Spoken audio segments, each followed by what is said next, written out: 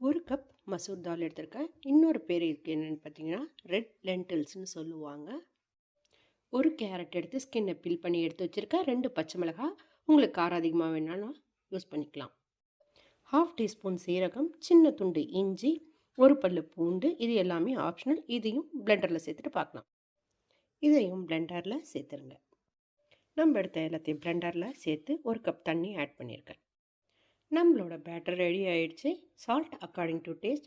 இதோட அளவு பார்த்திங்கன்னா இந்த அளவுக்கு திக்னஸாக இருக்கணும். ரொம்ப வாட்டரியாக எடுத்துக்காமவும் ரொம்ப திக்காகவும் இல்லாமல் இந்த பதத்தில் இருக்கணும். நம்ம ரெகுலராக தோசை பண்ணுற மாதிரி தான் தோசைக்கல்லை நல்லா தீத்திட்டு ஊற்றிடுங்க. ஒரே சைடு வேக வச்சு எடுத்துக்க போகிறோம்.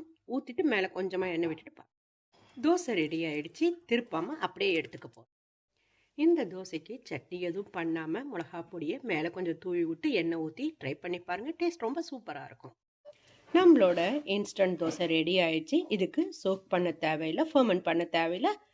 5 மினிட்ஸில் இந்த தோசை ரெடி ஆகிடும். நீங்களும் ட்ரை பண்ணி பாருங்கள். பிடிச்சிருந்தனா லைக் பண்ணுங்கள், ஷேர் பண்ணுங்கள். மறக்காமல் எங்கள் சேனலை சப்ஸ்கிரைப் பண்ணிக்கோங்க.